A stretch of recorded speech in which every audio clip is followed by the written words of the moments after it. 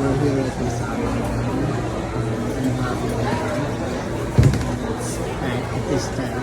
I missed the cultural presentation. And they usually have a show there. I don't know what it was. I haven't seen it before.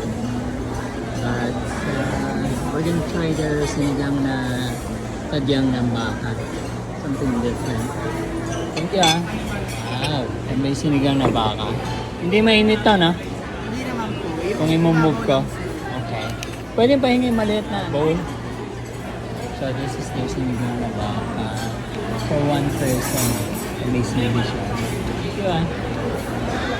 And this is the rice. Yan nakalagay yung rice nila. Dami pala nito. Oh, that's okay. So boneless na siya.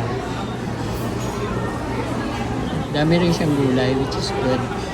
I don't have to order vegetables separate. So, humingi na rin ako ng patis. Masarap siya. Humingi na rin ako ng patis. Ayan. May sili. Tsaka maraming gulay. Sigarilyas, marami siyang sitaw, may okra. Galing talaga sa tadyang kasi tendon siya. Yum. Sarap. Lutong bahay na tinatawag. Yung luto mo. Tama yung asin niya. Tama yung alat. Tsaka maraming gulay. May kangkong pa. May okra, may talong. Marami siyang sigarilyas. Marami siyang iba't ibang gulay talaga. Lumipat ako ng upuan kasi doon at sasalansan sila ng mga dishes na patis naman talaga. Gusto ko lang doon para doon sa sili. Sarap po. Solo portion. This is very generous. And the presentation is very nice. Ewan ko lang kung may pilay. Diba usually, pagka gusto mo may init, meron silang lagyan na pilay. Pero wala, I don't see any light coming out. So maybe wala siyang candle. I was surprised yung concerts mo doon.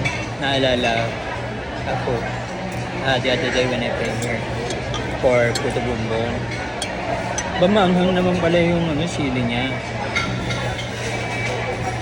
Saka marami siya sa bawo. Saka yung karne yung dami.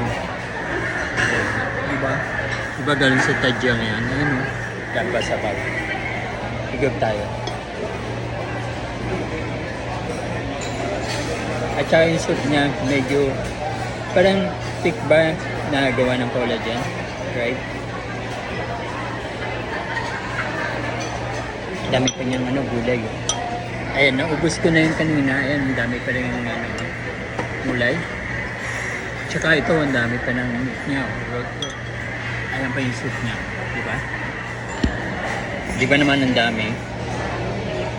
Pakita ko sa'yo kung gaano pa kadami yung gulay. Ayan pa oh. See? Yan yung gulay niya. Diba? I was thinking about ordering yung pakbet with lechon. Pero I saw this. I think this is a lot better than that. I don't know which one is more expensive, but worth it. Ayan may eggplant. Para sa ibang tao, siguro pwede mag-only rice dito. Kasi ang daming may litid-litid na to. Yung galing sa tadyang, right? Sa bone. Those are the most delicious parts. Kahit na paanong meat. Basta malapit sa bone. Sarap. Balance lang yung saltiness at saka yung sourness para sa sinigang. Tapos na ako pero ang dami pa sa baw. Tapos na yung gulay. I'm gonna stay here a while. So someone's having a birthday here. So ito yung bill natin. Yung kanin na yung 70 pesos. Yung sinigang na tadyang ng baka, that's 438. At totals to 508. Plus may service charge na siya, so hindi na ako nagbigay ng tip. Usually pag may service charge, hindi na ako nagbibigay ng tip.